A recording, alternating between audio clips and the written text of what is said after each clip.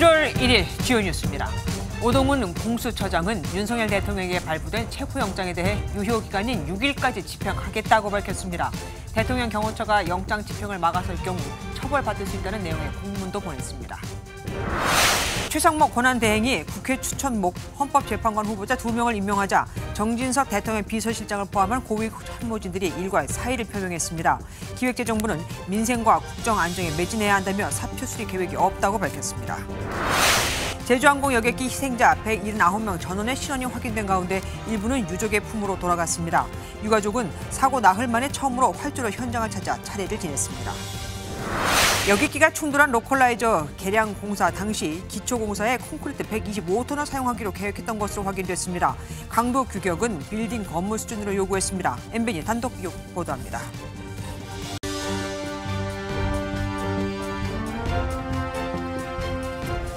체포, 수색 영장은 원칙에 따라 권한을 행사할 예정이다. 오동훈 고위공직자 범죄수사처장이 윤석열 대통령에 대한 체포 의지를 또 한 번 드러냈습니다. 대통령 경호처가 바리게이트나 철문 등을 잠그고 체포영장 집행에 응하지 않을 경우 그 자체가 공무집행 방해라며 경호처를 향해 경고장을 날린 건데요. 이 공무집행 방해 혐의로 현행법 체포도 가능한 겁니다.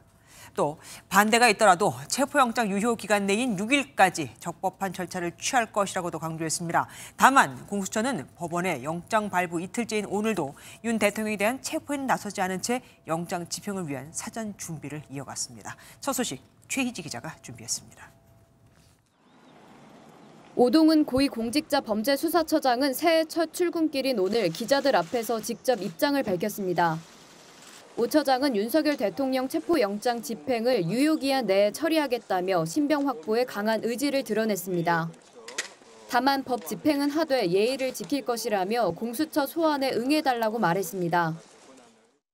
공조수사본부 차원에서 협의를 하고 있고 지금 기한 내에 저희들 집행할 것입니다. 체포영장 기한은 오는 6일까지입니다. 정확한 일자는 밝히지 않았지만 공수처장이 직접 집행 의사를 밝힌 만큼 조만간 한남동 관저로 체포 인력을 보낼 것으로 보입니다. 대통령 경호처가 막아설 가능성에 대해 오 처장은 체포영장 집행에 응하지 않는 것 자체가 공무집행 방해라고 강조했습니다. 바리케이드, 그다음에 철문 등을 잠그고 우리 체포영장 집행에 응하지 않는 것 자체가 공무집행 방해라고 인식하고 있습니다. 공수처는 경호처 측에 처벌을 경고하는 내용이 담긴 공문도 이미 보냈다고 설명했습니다. 지지자들이 관저 앞으로 몰려드는 상황에 대해서는 큰 혼란이 없길 바란다면서도 만일의 상황에 대비해 경찰과 협조해 인력을 동원할 것이라고 밝혔습니다. MBN 뉴스 최희지입니다. 윤석열 대통령에 대한 체포영장을 발부한 법원이 고민을 많이 한 듯합니다. 영장을 발부하면서 형사소송법 제10조 또 111조 적용을 예외로 한다고 적시했거든요. 경호처가 못 맞게 사전에 차단을 한 건데 윤 대통령 측은 그런 내용이 담긴 것도 불법이라며 반발하고 있습니다. 어떤 내용인지 현조 기자가 알아봤습니다. 윤석열 대통령에 대한 체포영장을 발부하면서 서울 서부지법은 예외 조항을 뒀습니다. 형사소송법 110, 111조는 군사상, 공무상 비밀을 이유로 압수수색을 거부할 수 있다는 내용을 담고 있는데 윤 대통령에게는 이 조항을 적용하지 않는다고 기재한 겁니다. 사실상 영장 집행 때 경호처가 개입해 집행을 막지 못하도록 하는 내용입니다. 윤 대통령 변호인 윤곽근 변호사는 즉각 입장문을 내고 판사에게 법 적용에 예외를 둘 권한이 없다고 강하게 반박했습니다. 그러면서 공수처의 체포영장 청구도 법원의 발부도 모두 불법 무효라는 기존 입장을 반복했습니다. 반면 공수처는 체포영장 집행 의지를 밝히며 법원이 영장을 발부한 것 자체만으로 이미 수사권 여부 등 논란의 여지가 사라졌다고 강조했습니다. 수사권에 대한 논의는 법원의 그러한 결정으로 종식되었다라고 저는 인식하고 있습니다. 공수처는 윤 대통령 측이 헌법재판소에 이의 제기한 것을 두고도 적법하지 않다고 선을 그었습니다. 공수처와 윤 대통령 측의 반박과 재반박 속에 체포영장이 실제로 집행되더라도 이후 구속영장 심사나 재판 과정에서 절차적 문제를 둘러싼 법리 공방은 계속될 것으로 보입니다. MBN 뉴스 현지호입니다. 공수처의 윤석열 대통령 체포 수색영장 집행은 이제 다음 주 월요일까지 아무 때나 가능합니다. 이를 막기 위해 지금도 서울 한남동 대통령 관저 앞에는 체포를 반대하는 지지자들이 집결해 있는데 숫자도 많고 성향도 강해서 영장 집행에 하나의 변수가 될 정도입니다. 관저 앞에 나가 있는 취재기자 연결해 보겠습니다. 장동건 기자, 공수처가 언제 영장 집행에 나설지 모르는 상황인 거잖아요. 그곳 분위기 지금은 어떻습니까? 네, 저희 취재진이 오전부터 이곳에 나와 상황을 살폈는데요. 공수처의 윤석열 대통령 체포 수색영장 집행이 언제 이뤄질지 모르는 만큼 낮 12시부터 집결한 보수단체 회원들이 자리를 뜨지 않고 있습니다. 태극기와 성조기를 들고 모인 이들은 관저 앞 2개 차로를 차지하고 윤석열을 지키자라는 구호를 외치며 탄핵 무효를 주장하고 있습니다. 공수처는 내란 죄에 대한 혐의에 대해서는 수사 권한이 없습니다. 이번에 체포영장 발부는 너무 섣불렀다. 골목 하나를 사이에 두고 맞은편에서는 탄핵에 찬성하는 지지자들이 윤 대통령 체포를 촉구하고 있습니다. 체포하는 것을 제 두 눈으로 보고 싶었습니다. 네, 그래서 나왔습니다. 우리 국민들이 지금 너무나 분노하고 실망하고. 경찰은 양측의 충돌을 방지하기 위해 울타리로 분리해놨지만 일부 집회 참가자들이 맞은편으로 넘어가 몸싸움을 벌이기도 했습니다. 대통령 경호처는 적법한 절차에 따라 경호 조치를 하겠다는 입장인데 공수처가 실제로 영장 집행에 나서면은 그럼 어떻게 되겠습니까? 네, 우선 공수처가 경호처에 영장 집행을 방해하면 공무집행 방해로 처벌받을 수 있다는 경고성 공문을 보냈는데요. 경호처가 어떻게 대응할지가 관심입니다. 공수처는 물리적 충돌에 대비해 경찰 기동대 투입 등 인력 협조 방안을 논의하고 있는데요. 상황에 따라서는 공수처나 경찰이 경호처 직원 등을 현행범으로 체포할 수 있다는 관측이 나옵니다. 영장을 집행하러 온 수사관들과 반대하는 시민 사이에 충돌이 벌어질 가능성도 제기되면서 경찰은 우선 관저 앞 질서 유지에 집중하고 있습니다. 오동훈 공수처장이 오는 6일까지 체포영장을 집행하겠다고 밝힌 만큼 폭풍 전야와 같은 긴장감은 계속될 전망입니다. 지금까지 한남동 대통령 관저 앞에서 MBN 뉴스 장동건입니다. 윤석열 대통령에 대한 체포영장 집행은 이제 시간 문제인 듯하죠. 법조팀 우정원 기자와 더 깊은 얘기 나눠보겠습니다. 어서 오십시오. 유례없는 일이지만 공수처장의 말을 들어보면 참 강경합니다. 체포영장은 어떻게 집행이 될까요? 일단 이 취재진이 수사기관과 법조계 전문가들에게 들어보니까요. 이 경우의 수가 4가지 정도로 압축이 그래요. 됩니다. 이 첫 번째 경우의 수죠. 오늘 오동훈 공수처장이 말한 것처럼 영장을 집행하러 관저 진입을 시도하는 겁니다. 경호처에 지지자들까지 있는 거 지금 보셨잖아요. 그런데 충돌하지 않겠습니까? 그렇습니다. 공수처와 경찰은 이 경호처와 그리고 지지자 이렇게 2단계 영장 집행의 방해를 받을 가능성이 생겼습니다. 네. 이 경호처보다도요. 관저 앞에서 집회를 벌이고 있는 대통령 지지자들과 충돌이 발생해서 만약에 이들이 다치는 경우라도 생길 수 있다는 게 큰 부담인 상황이라고 그러니까요. 봅니다. 저희가 취재해 보니까요. 공수처와 경찰은 최대한 변수를 줄이기 위해서 아주 자세한 부분까지 시뮬레이션을 해보면서 준비하고 있는 상황이라고 합니다. 충돌을 감수해서라도 체포에 나서서 성공하면 모를까. 만약에 실패하면 그 다음은 어떻게 되는 겁니까? 이게 체포영장 유효기간이 오는 6일을 넘기게 되면 네. 영장 효력이 끝나기 때문에 더 이상 체포를 할 수 없게 됩니다. 네. 이 경우에는 영장을 한 번 더 발부받아서 다시 진입을 시도하는 방안이 고려됩니다. 반면에 현재로서는 이제 가능성이 작긴 하지만 체포영장 집행을 결국 포기하고 바로 검찰로 넘기는 경우가 있을 수 있고요. 네. 혹은 윤석열 대통령이 스스로 나와서 체포영장을 집행하는 쪽으로 조율을 해보는 방안도 여전히 거론은 되고 있습니다. 전례가 없는 상황이 앞으로도 계속 나올 것 같긴 합니다. 체포영장에 형사소송법 일부를 적용하지 않는다는 조항을 넣었다고 아까 전해드렸습니다. 굳이 이걸 넣은 이유가 있겠죠? 이게 형사소송법 110조와 111조는 군사상 또는 공무상 비밀이 필요한 것을 수색할 때는 그곳의 책임자의 허락을 받게 하는 조항입니다.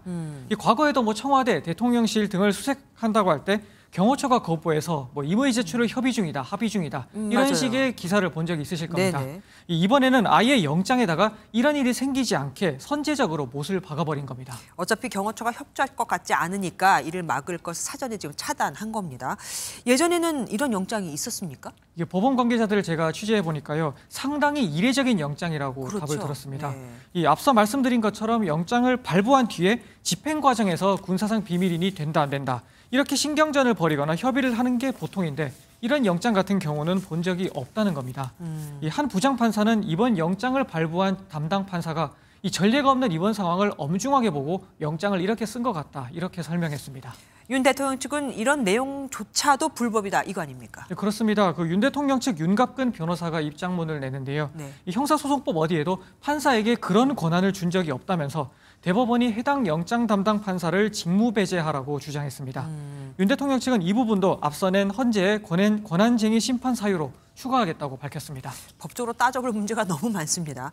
윤 대통령 측 주장대로 영장 내용이 문제가 될 수도 있겠습니까? 이게 윤 대통령에 대한 체포영장이 발부된 것 자체는 문제가 없다는 게 법조계의 다수 네. 의견으로 보이긴 합니다. 다만 영장에 앞서 말씀드렸던 경호처를 배제하는 단서를 넣은 것, 이걸 두고는 의견이 좀 갈리고 있습니다. 다른 한 부장판사는 영장이 법보다 앞설 수는 없다, 이렇게 설명하면서도요. 이 발부한 법원의 판단도 또는 틀렸다는 윤 대통령 측 주장도 모두 일리는 있다, 이렇게 의견을 밝혔습니다. 그러면 윤 대통령 측 주장대로 이것도 또 헌재로 가야 되는 겁니까? 그렇게 될 것 같지는 않습니다. 이 공수처는 어쨌든 적법한 체포영장이니 집행하겠다, 이렇게 공언을 하고 있고 네. 윤 대통령 측은 반대로 불법이라 거부하겠다, 이렇게 맞서고 있으니 당장 이걸 실시간으로 제3의 기관이 판단해 주기는 어려운 상황이긴 합니다.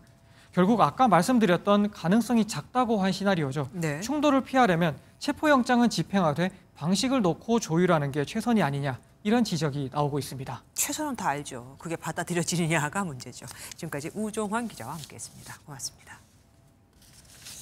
최상목 대통령 권한대행이 특검은 거부하고 헌법재판관 임명을 일부 수용하면서 묘수였다는 평가가 나오고 있습니다.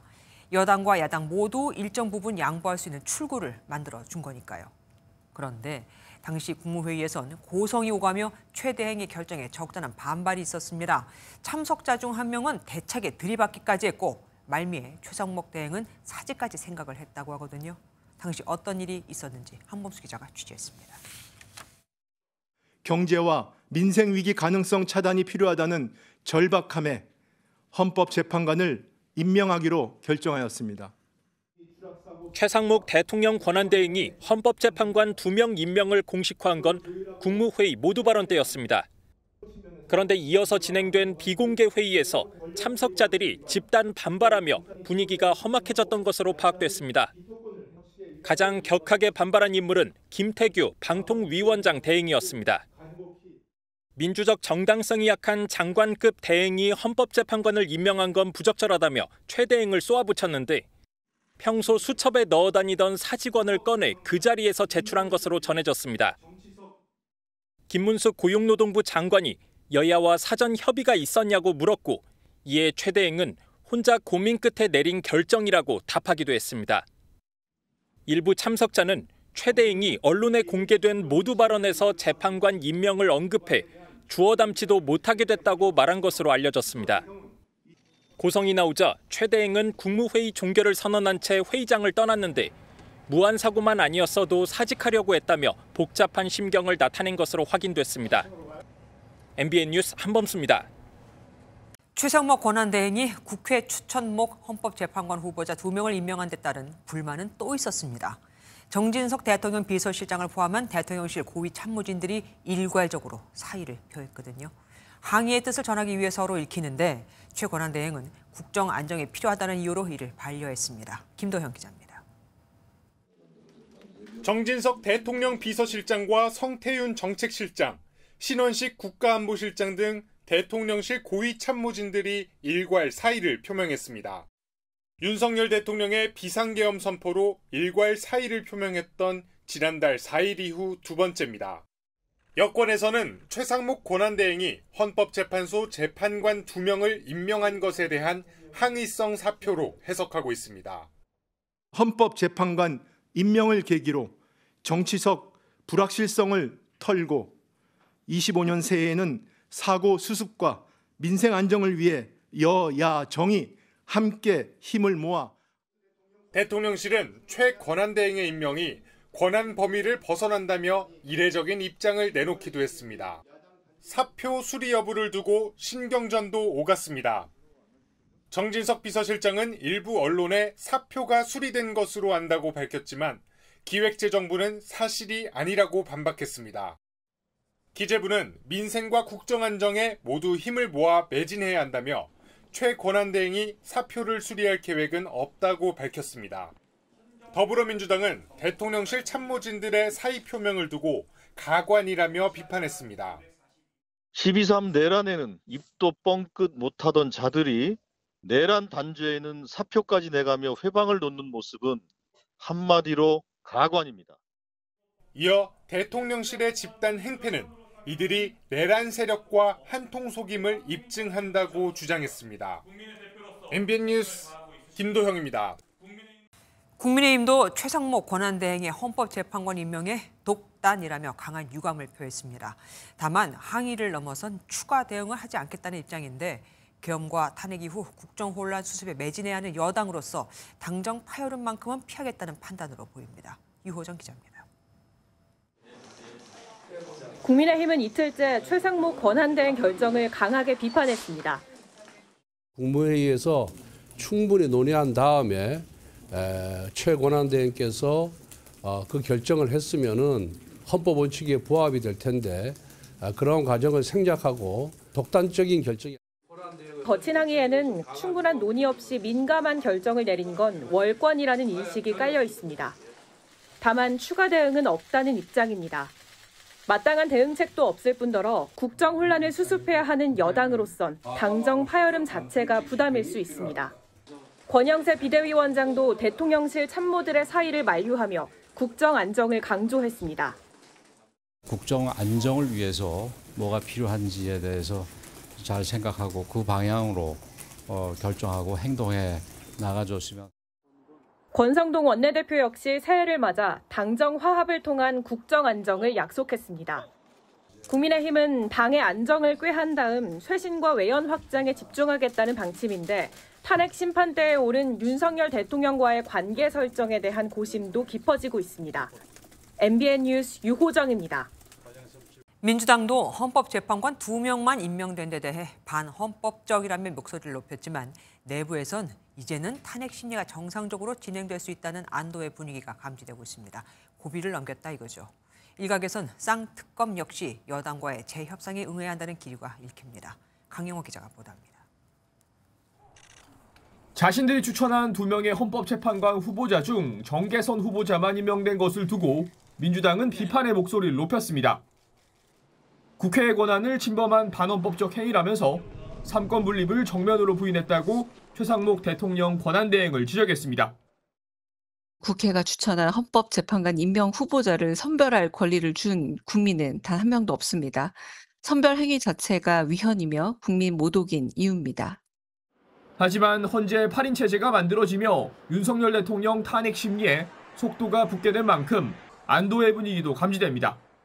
민주당 한 초선 의원은 MBN에 2명이라도 임명됐으니 큰 고비를 넘긴 것은 분명하다고 말했습니다. 실제 민주당은 최 권한대행에 대해 탄핵 사유가 분명하다면서도 실제 추진은 하지 않을 분위기입니다.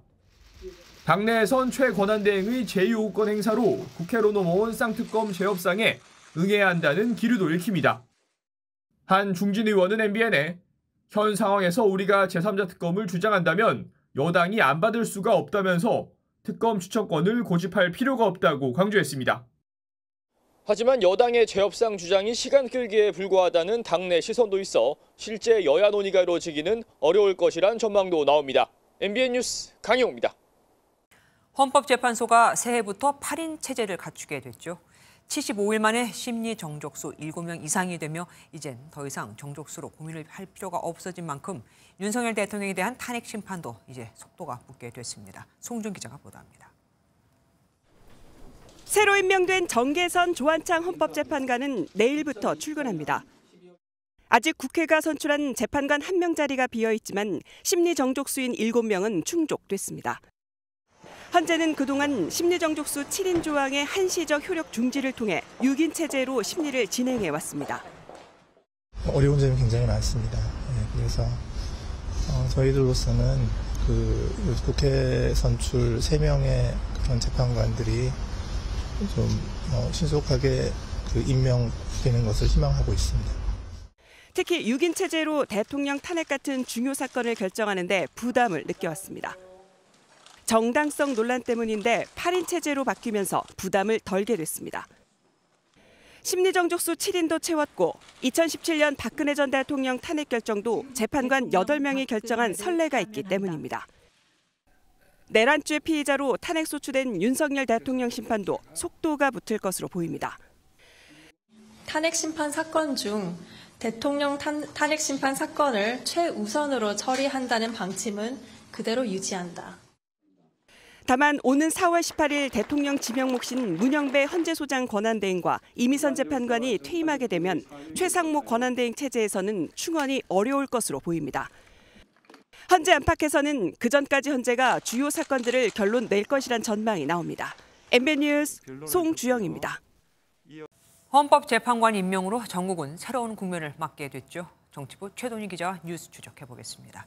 어서 오십시오. 먼저 민주당 분위기 어떻습니까? 일단 숨통이 트였고 선택지도 넓어졌다는 평가가 많은데요. 이재명 대표 재판보다 대통령 탄핵 심판이 먼저여야 하는 민주당 입장으로선 차질을 빚던 탄핵 심판이 속도를 낼 수 있었던 게 주요했습니다. 네.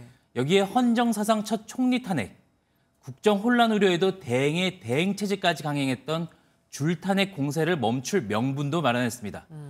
이른바 탄핵 딜레마에서 숨통이 트였다는 겁니다. 그런데 아까 선택지가 넓어졌다고 하셨잖아요. 무슨 선택지 말하는 겁니까? 당력을 집중했던 탄핵 심판 절차가 사실상 정상화 궤도에 오르면서 특검법도 속도 조절이 가능해졌는데요. 표면적으로는 특검 강행 처리지만 여당 요구를 받아들여야 한다는 의견도 꾸준히 제기됩니다. 조기 대선 국면에서 수권 정당으로 안정감 있는 모습을 보여주자는 건데 그만큼 여유가 있다는 얘기로도 해석됩니다. 그렇네요. 결국 재표결을 하든 특검법을 수정하든 여당 선택에 달려 있는데요. 부결 당론에도 여전한 당 안팎의 특검 찬성 여론에 점점 많아지는 이탈표도 민주당에겐 유리한 상황입니다. 그럼 국민의힘의 대응 전략은 뭡니까? 일단 최대한 버텨보자는 분위기였는데 어렵게 됐습니다. 그러네요. 당내 한 의원은 언젠간 임명을 하지 않았겠냐. 다만 그 시기가 빨랐고 예상도 못했다며 당혹스러운 당내 분위기를 전했습니다. 이재명 대표 재판 전에 헌재 결론이 나지 않길 바랬던 기대는 다소 꺾였고요. 야당의 줄탄핵 공세에 대한 역풍도 기대하기 어렵게 됐습니다. 때문에 절차적 정당성을 주장하는 대신 다시 이재명 대표의 재판고인 지연 전략을 부각하면서 여론전에 집중할 공산이 큽니다. 그러니까 국민의힘은 반대로 선택지가 줄어든 거네요. 네, 여소야대 구도, 탄핵 정국 어느 것 하나 자유롭지 않은 상황인데요. 특히 최권한대행의 전격적인 재판관 임명으로 믿었던 당정 관계마저 크게 흔들리고 있는 분위기입니다. 이러다 보니 현실론도 점차 힘을 받는 분위기인데요. 당내 한 초선 의원은 강성 지지층에 기대지 말고 야당과 협상이라도 해서 주도권을 가져와야 한다고 지적했습니다. 네. 여기에 현재의 8인 체제 속 여당과 우원식 국회의장의 권한쟁의 심판 청구가 또 다른 변수가 될 수 있다는 관측도 나오고 있습니다. 예, 뭔가 하면 또 변수가 생기고 또 변수가 생기고 끝도 없네요. 지금까지 최동희 기자와 함께했습니다. 이번엔 참사 나흘째를 맞은 무안국제공항 소식으로 가보겠습니다. 희생자의 신원조차 확인되지 않아 유족들의 마음에 타들어갔었는데 감식반을 더 투입해서인지 속도가 빨라졌습니다. 드디어 희생자의 신원이 모두 확인됐다고 하거든요. 무안국제공항 연결해 보겠습니다. 백기종 기자, 희생자들의 신원 다 확인됐다고요? 네, 당국은 오늘 오전 희생자 179명의 신원을 모두 확인했다고 밝혔습니다. 어제까지 미확인 명단에 남았던 5명의 결과가 밤사이 모두 나온 겁니다. 오늘 당국은 유족들이 희생사를 직접 볼 수 있게끔 최대한 지원했는데요. 답답함을 토로하던 유족들은 늦게나마 가족의 모습을 확인하고 감사의 마음을 표했습니다. 아침에 공장에서 약속하신 것 같아서 제가 정신을 못 차렸어요. 마지막으로 저희도 손자는 확인을 했습니다. 근데 너무 잘 수습해 주셨더라고요. 그래서 정신이 들었습니다. 국과수의 DNA 감식 결과도 속속 들어오고 있는데요. 이 절차까지 마친 유족의 경우 희생자 시신을 인도받을 수 있습니다. 현재 21명의 희생자가 가족의 품으로 돌아가 장례식장으로 이동했습니다. 수색 작업은 어떻게 진행되고 있습니까? 네, 저희 취재진이 오늘도 사고 현장을 둘러봤는데요. 소방과 경찰, 과학수사대원들이 활주로 철조망 주변과 배수로 등을 샅샅이 살펴보는 모습을 확인할 수 있었습니다. 경찰은 수색에서 발견한 휴대전화와 태블릿 PC 등을 가족 동의하에 포렌식 작업에 나선다고 밝혔습니다. 수색이 계속 이뤄지다 보니 공항 활주로는 여전히 사용이 제한됩니다. 애초 오늘까지였던 활주로 폐쇄 시한을 오는 7일까지로 연장했습니다. 훼손된 시신을 한 조각이라도 더 찾아 가족들의 품으로 돌려보내려는 노력도 이어지고 있습니다. DNA 감식까지 마친 유족들 가운데 조금이라도 더 온전한 시신을 모셔가기 위해 추가 감식 결과를 기다리는 분들도 많습니다. 이에 따라 하나뿐인 무안공항의 활주로를 다시 사용할 수 있는 시점은 더 늦춰질 가능성도 있습니다. 지금까지 무안국제공항에서 MBN 뉴스 백길종입니다. 참사 발생 나흘 만에 유가족들은 사고가 발생한 활주로로, 그러니까 사고 지점을 처음으로 방문했습니다. 여객기 잔해 앞까지 가서는 희생자들의 이름을 부르며 눈물을 쏟았죠.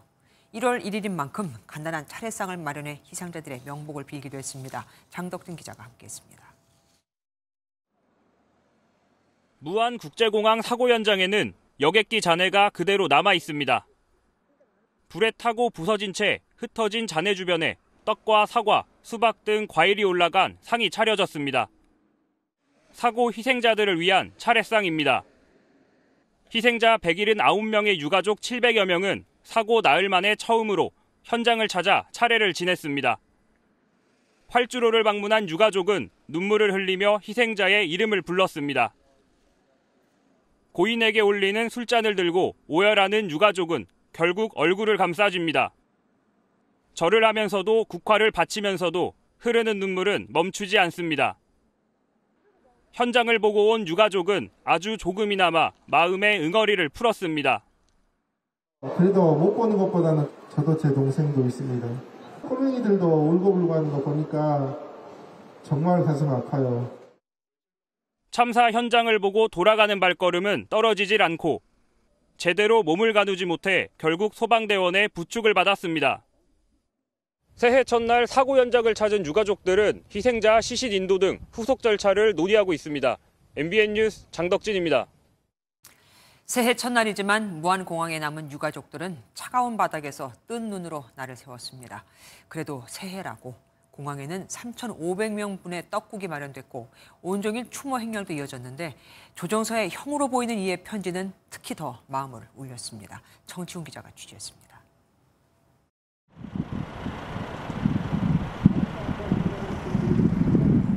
여명이 밝아오더니 참사 현장에도 새해 첫 해가 떠오릅니다. 유가족들은 공항 내 임시 숙소에서 뜬 눈으로 새해를 맞았습니다. 봉사자들은 새벽부터 정성스레 국밥을 준비합니다.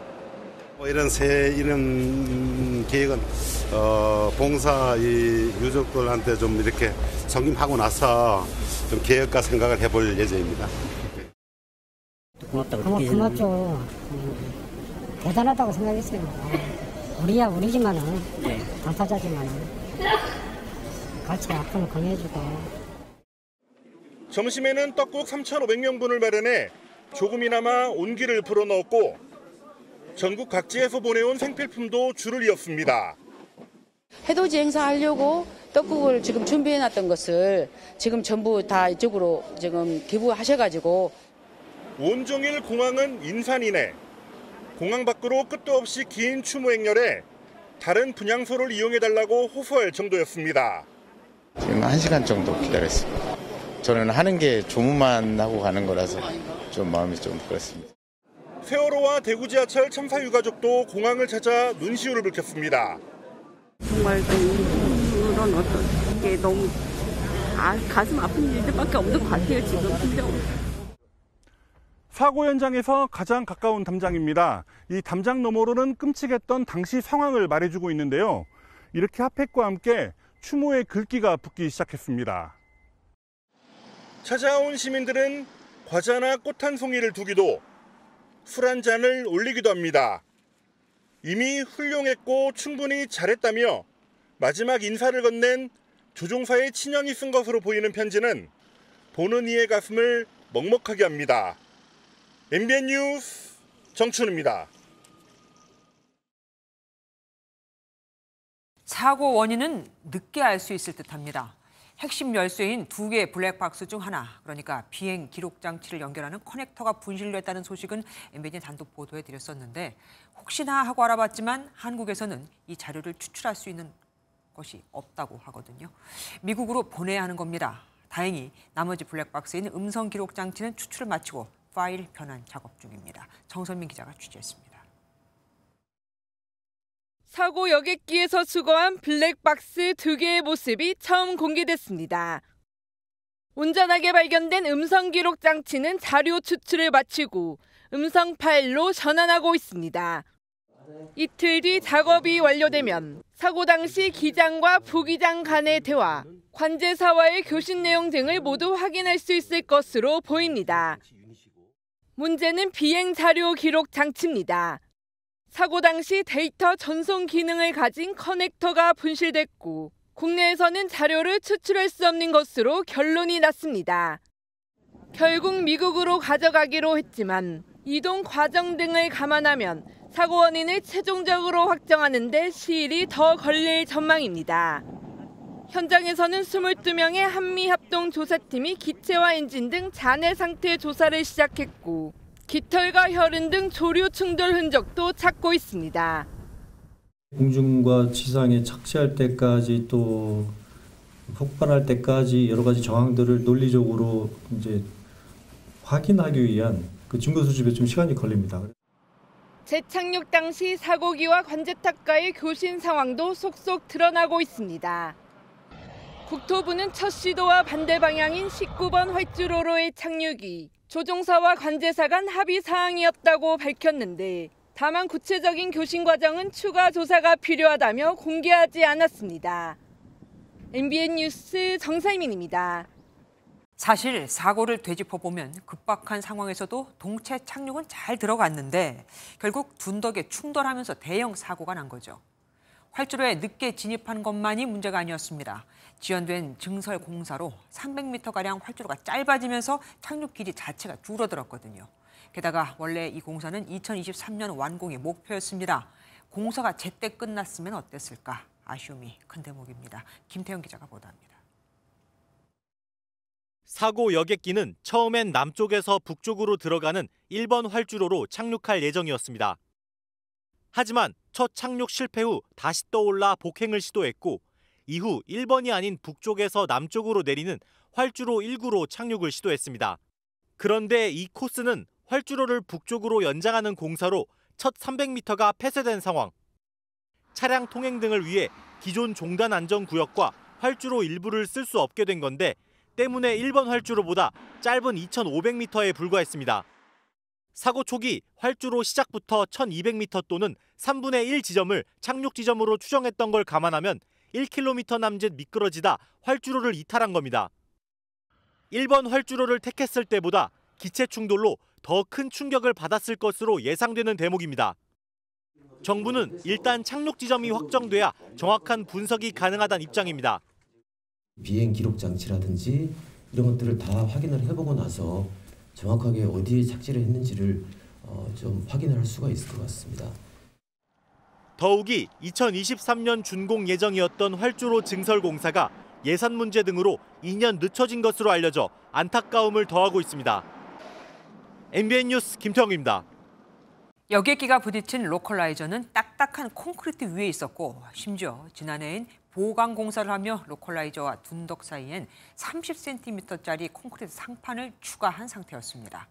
그런데 MBN이 관련 서류를 입수해 확인해 본 결과 125톤에 달하는 콘크리트를 사용하도록 계획이 돼 있었습니다. 전문가에게 물어보니 단단한 건물을 짓는 강도라고 합니다. 여객기가 건물에 부딪힌 것과 마찬가지였던 겁니다. 강세영 기자가 단독 보도합니다. 무안공항 로컬라이저는 지난해 개량 공사를 했습니다. 흙과 콘크리트로 만든 둔덕에 다시 30cm 두께의 콘크리트 판을 깔고 그 위에 로컬라이저를 세웠습니다. 콘크리트로 이렇게 상판을 덮는다고 하죠. 안전성 뭐 이런 것들 그런 이유 때문에 그렇게 보강을 한 걸로 알고 있습니다. 취재진이 지난 2021년 공사 입찰업체에 제공한 물량 내역서를 확보해 확인해봤습니다. 여객기가 충돌한 로컬라이저의 기초보강 공사에 제곱센티미터당 240kg 강도를 가지는 콘크리트를 사용하라고 규격을 정해놓았습니다. 가로와 세로 1cm 길이 면적당 240kg을 견딜 수 있는 수준으로 건축 전문가는 건물을 세울 때 쓰는 수준의 강도라고 설명합니다. 수량은 약 53세제곱미터를 요청했는데 무게로 환산하면 대략 125톤에 달합니다. 이 정도 강도와 무게면 여객기가 상판하고만 충돌해도 파괴될 수 있다는 분석입니다. 안전지대를 침범을 할 때까지는 당연히 담이 있다라고는 생각을 했겠지만 거기에 돌덩어리가 있다라고는 생각을 당연히 못했다는 거죠. 심지어 실제 현장엔 상판 아래에도 콘크리트 구조물이 있었던 만큼 여객기는 더 큰 충격을 받았을 것으로 예상됩니다. MBN 뉴스 강세현입니다. 콘크리트 구조물을 둘러싼 논란이 수그러들지 않고 있죠. 강세훈 기자와 더 자세히 알아보겠습니다. 어서 오십시오. 그러니까 로컬라이저 아래로 수백 톤의 흙과 콘크리트가 채워져 있었다 이거 아닙니까? 네. 그런데 감이 안 옵니다. 여객기가 이런 구조물과 충돌하면 어느 정도 충격을 받게 되는 겁니까? 네, 제가 몇 가지 가정을 해서 계산을 해봤습니다. 네. 먼저 여객기가 얼마나 무거웠는지 그 무게를 한번 따져봐야겠죠. 예. 사고가 난 보잉 737-800기 중에 181명이 타고 있고 연료는 어느 정도 소지된 것으로 보이는 만큼 무게는 대략 65톤 정도로 추정됩니다. 네. 그리고 충돌 직전 속도를 따져봐야 하는데 아직 정확히 나온 자료는 없지만 대략 시속 200에서 250km 정도로 추정됩니다. 이런 상황에서 여객기가 125톤이 넘는 콘크리트 구조물에 부딪힌다고 가정을 하면 그 충격은 3,600에서 4,600톤으로 추정됩니다. 아유, 네. 여객기가 구조적으로 버티지 못하고 완전히 부서지는 수준인데요. 추측에 기반한 계산이라 실제로 받은 충격과는 차이가 있을 수도 있는데 실제로도 사고기는 구조물과 충돌한 뒤 완전히 부서졌습니다. 궁금한 점이 또 있습니다. 그러니까 활주로와 로컬라이저 높이를 맞추려고 둔덕을 만들었다 이거 아닙니까? 네. 그런데 그 둔덕과 로컬라이저 사이에 또 상판까지 둔 이유는 뭡니까? 아무래도 그 로컬라이저를 튼튼하게 세우기 위해서 상판을 깐 것 같습니다. 단단한 콘크리트의 기둥을 박아서 안테나를 세우면 아무래도 구조적인 안정성이 더 확보가 되겠죠. 네. 왜 이 기지들을 설치를 하냐면은 비바람이나 이게 흔들리면 안 되니까 고정시키기 위해서 하는 거거든요. 다만 이렇게 설계하고 공사한 게 적합한지를 둘러싸고는 논란이 계속되고 있습니다. 활주로 이야기로 좀 가보겠습니다. 당시 여객기가 일반적인 1번 활주로를 놔두고 300m 정도 짧은 19번 활주로로 들어갔다고 하잖아요. 네네. 그 이유가 뭘까요? 전문가들은 아무래도 엔진 2개가 모두 정지했을 가능성을 제기하고 있습니다. 기장은 당시에 관제탑에 메이데이, 즉 비상 신호를 보냈는데요. 엔진 하나가 꺼졌다고 해서 메이데이 신호를 보내진 않는다고 합니다. 엔진 하나 꺼지면 우리는 비상이라 그러지 않고 비정상 상황이라고 이야기합니다. 제가 봐서는 그 엔진 하나가 있으면은 정상적으로 런웨이 제로원으로 내렸을 겁니다. 그러니까 최대한 적게 돌아 활주로에 착륙할 수밖에 없었을 정도로 엔진 2개가 모두 셧다운 되는 것 같은 심각한 문제가 있었다고 볼 수 있습니다. 네. 다만 엔진에 화재가 발생했을 때는 하나만 꺼져도 메이데이 신호를 보내는 만큼 왜 이런 신호를 보냈는지는 추가적인 조사가 필요합니다. 네, 강세훈 기자 수고하셨습니다. 2025년 첫 해가 떠올랐습니다. 제주항공 참사 여파로 전국의 공식적인 해맞이 행사는 다 취소됐지만 일출 명소마다 새해를 보러 온 인파는 가득했습니다. 시민들은 추모 분위기 속에 차분하게 새해를 맞았습니다. 박상원 기자가 함께했습니다. 수평선 너머로 붉은 빛이 감돕니다. 잠시 후 찬란한 빛을 발하는 태양이 서서히 솟아오릅니다. 일사년 첫 해를 맞이한 시민들은 두 손 모아 소망을 빌어봅니다. 아침 7시 31분 독도와 울릉도에 처음 고개를 내민 해는 이내 한반도 전역을 서서히 붉게 물들였습니다. 제주 한라산에선 구름 위로 솟구친 해가 설상과 어우러져 장관을 연출했습니다. 제주항공 참사 여파로 전국 해맞이 행사는 모두 취소됐지만 일출 명소에는 올해도 해맞이 인파로 북적였습니다. 추모 분위기 속에 새해를 맞이한 시민들은 무엇보다 참사 희생자들의 명복을 빌었습니다. 진짜 그런 사고는 없어야 하는데 너무 안타까워요. 안전한 사회 속에서 다들 살아갈 수 있게 좀 잘 됐으면 좋겠습니다. 어수선한 전국이 하루빨리 안정되길 바라는 시민들도 많았습니다. 아이고 좀 빨리 좀 이 마무리돼 갖고 나라가 안정됐으면 좋겠습니다. 하루빨리. 다사다난했던 2024년을 뒤로하고 푸른 뱀의 해를 맞이한 시민들은 지혜와 변화를 상징하는 푸른 뱀의 기운이 가득한 한 해가 되길 소망했습니다. MBN 뉴스 박상호입니다. 새해를 맞이한 전 세계의 가장 큰 화두는 바로 20일 뒤 출범하는 미국 트럼프 2기 행정부입니다. 미국 우선주의로 인해 미국 증시 등은 호재를 맞고 있지만 미국 외 국가들은 그렇지 못하거든요. 전 세계의 기대와 우려, 워싱턴에서 강영구 특파원이 전해왔습니다. 전 세계 각국이 화려한 불꽃놀이와 함께 새해를 맞이합니다. 호주 시드니 오페라 하우스를 시작으로 두바이의 상징인 부르즈 칼리파에서 또 내전이 멈춘 시리아의 다마스쿠스에서도 희망의 불꽃을 쏘아 올렸습니다. 하지만 전 세계는 2025년을 강타할 트럼프 2기 출범이 20일 앞으로 다가오면서 바짝 긴장하고 있습니다. 당장 트럼프 당선인의 파나마 운하 통제권 환수 발언에 놀란 파나마 대통령은 새해 벽두부터 견제에 나섰습니다. No hay otras manos en nuestro canal metidas, más que las panameñas. Pueden estar tranquilos, en nuestras manos se va a quedar para siempre. 트럼프발 미국 우선주의의 탄력을 받은 미국 경제는 2년 연속 20%대 주가 상승률을 보이며 새해에도 기대감을 높였습니다. We do have a favorable economic environment for stocks right now, and that should continue into 2025 under the second Trump administration. 이런 가운데 트럼프 당선인은 2기 행정부의 첫 관문인 내각 인사청문회를 앞두고 공화당원들에게 더 강해질 것을 주문했습니다. 새해를 맞이하고 있는 이곳 워싱턴도 기대와 우려가 공존하고 있습니다. 워싱턴에서 MBN 뉴스 강영구입니다. 김정은 북한 국무위원장과 딸 주에는 대규모 신년 경축 공연을 관람했습니다. 예년에 북한은 신년 경축 공연 소식과 함께 대외 메시지를 공개해왔는데 올해는 공연 소식만 전할 뿐 좀 다릅니다. 미국이 정권 교체를 앞두고 있고 한국도 정치 변동성이 큰 만큼 신중하게 접근하려는 것으로 보입니다. 이성식 기자입니다. 김정은 국무위원장이 딸 주애와 팔짱을 끼고 평양 5월 1일 경기장에 나타납니다. 두 사람은 공연 내내 귓속말을 건네며 다정한 모습을 보였습니다. 경애하는 김정은 동지께서 사랑하는 자제분과 함께 주속단 관람석에 나오십니다. 대규모 신년 경축 공연은 자정을 지나 새벽까지 이어졌습니다. 다만 북한은 김 위원장의 신년 메시지는 특별히 공개하지 않았습니다. 트럼프 미 대통령 당선인의 취임이 20일도 채 남지 않았고 러시아와 우크라이나전 전황도 급박하게 돌아가는 외부 정세를 고려했다는 분석입니다. 북한에겐 외교적인 기회 공간이 제일 크게 열린 시기다라고 볼 수 있고요. 기회가 많을수록 일단 신중 모드를 견제한다. 지난 2023년 연말 전원회의 결과를 발표하며 한국을 향해 적대적인 메시지를 내놨던 것과는 온도 차이가 느껴지는 대목입니다. 외세와 양압하여 정권 붕괴와 흡수 통일의 기회만을 노리는 족속들을 화해와 통일의 상대로 여기는 것은 더 이상 우리가 범하지 말아야 할 착오. 전문가들은 혼란스러운 한국 정치 상황에 가닥이 잡힐 때까지 북한이 정중동 행보를 이어갈 가능성이 크다고 내다봤습니다. MBN 뉴스 이성식입니다. 러시아와 우크라이나 전쟁이 2022년 2월에 발발했으니 햇수로 벌써 4년째가 됐죠.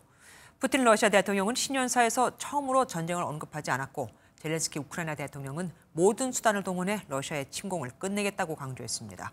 지금 현재 점령 면적만 봐서는 러시아가 우크라이나 땅을 훨씬 더 많이 차지한 상태입니다. 한여희 기자가 보도합니다.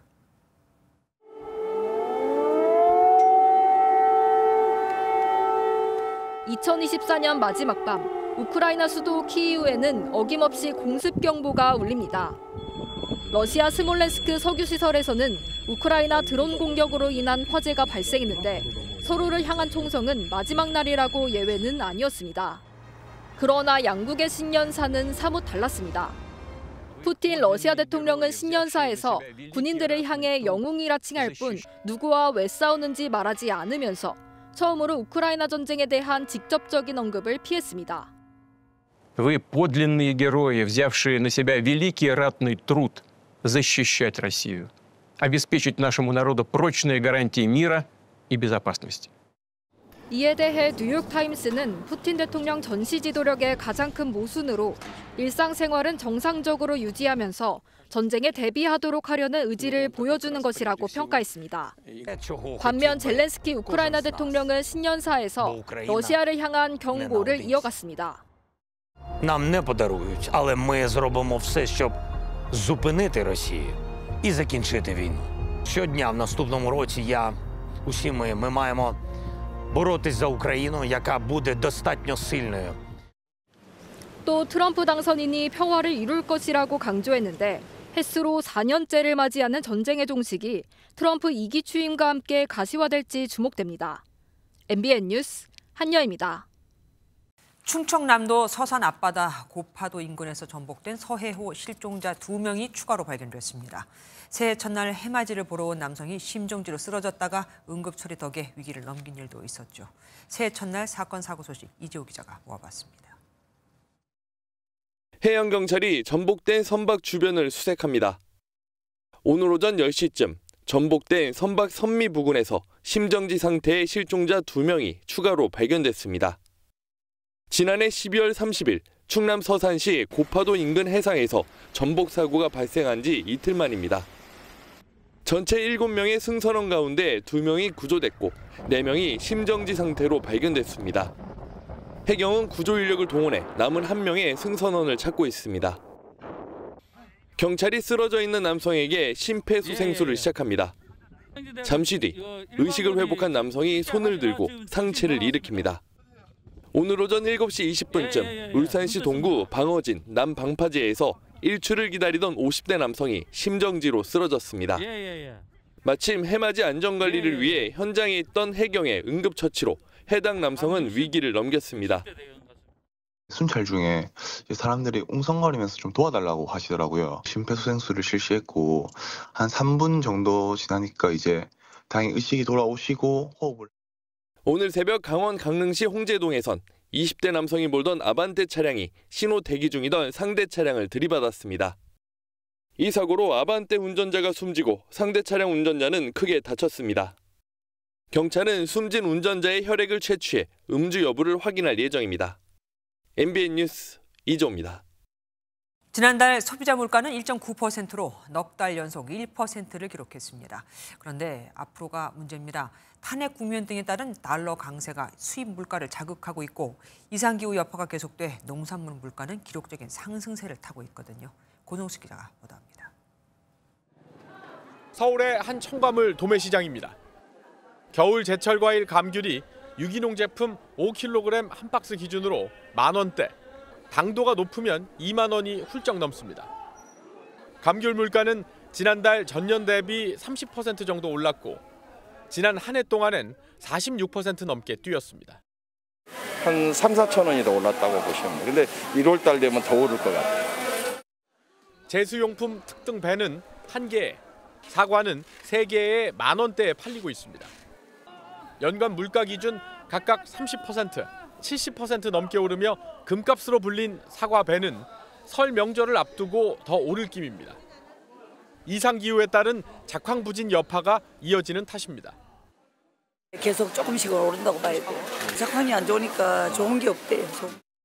14년 만에 가장 오른 농산물 물가에 탄핵 정국 등이 초래한 고환율까지 겹치며 4개월 연속 기록한 1%대 물가는 위협받고 있습니다.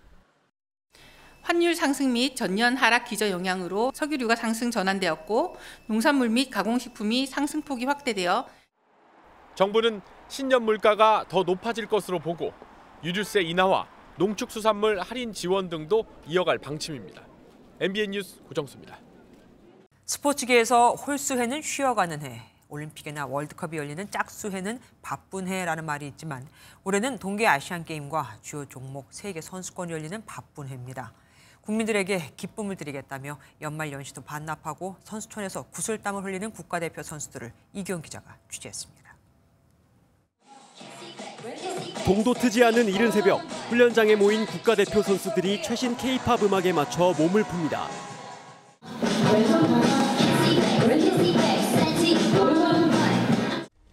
선수촌에서 누구보다 빠르게 새해를 연 선수들은 올해 또 한 번의 도약을 이룬다는 마음으로 힘차게 트랙 위를 달립니다. 파리올림픽에서 3관왕에 오른 양궁 황제 김우진은 과거의 영광은 모두 잊고 올해 9월 광주에서 열리는 세계선수권 대회를 준비합니다. 달력의 페이지를 찢듯이 역사 속으로 흘러간 시간 속이니까요. 앞으로 또 남은 시간들 최선을 다해서 다음 시합들을 더 열심히 준비하겠습니다. 다음 달 하얼빈에서 열리는 2025 동계 아시안게임에 출전하는 선수들의 각오도 남다릅니다. 동계 아시안게임에 처음 출전하는 쇼트트랙 간판 박지원은 금빛 질주로 국민에게 기쁨을 드리겠다고 약속했습니다. 출전하는 모든 대회에서 최고의 성적을 내는 것을 가장 큰 목표로 갖고 있고요. 여러분들의 눈이 즐거울 수 있는 레이스를 많이 할 수 있도록 최선을 다하겠습니다. 지난해 파리올림픽에서 한국 올림픽사의 새 이정표를 세운 대한민국 선수단은 올해도 또 하나의 신화를 쓰기 위해 또 한 번 구슬땀을 흘립니다. 화이팅! 화이팅! 화이팅! 화이팅! MBN 뉴스 이규현입니다. 2025년 새해가 밝았습니다. 새해 첫날인 오늘 큰 추위는 없었는데요. 내일부터는 기온이 점차 낮아지겠습니다. 내일 서울의 한낮 기온은 영상 5도로 오늘보다 4에서 5도가량 낮겠고 금요일 아침에는 영하 5도까지 떨어지면서 예년 이맘때 겨울 추위가 예상됩니다. 한편 동해안에 내려져 있던 건조주의보는 오늘 경기 성남시에도 확대됐습니다. 바람도 강하게 불고 있어 겨울철 화재 사고에 각별히 주의하셔야겠습니다. 내일 하늘은 맑겠습니다. 자세한 지역별 내일 기온 보시면 중부지방은 서울과 대전이 영하 3도, 춘천은 영하 6도로 출발하겠고 한낮 기온은 5도 안팎까지 오르겠습니다. 남부지방도 일부 내륙 지역은 영하권으로 떨어지는 곳이 있겠고요. 낮 기온은 10도 안팎까지 오르겠습니다. 오는 일요일과 월요일 사이 수도권을 비롯한 중부지방을 중심으로 비나 눈이 내릴 전망입니다. 내셨습니다.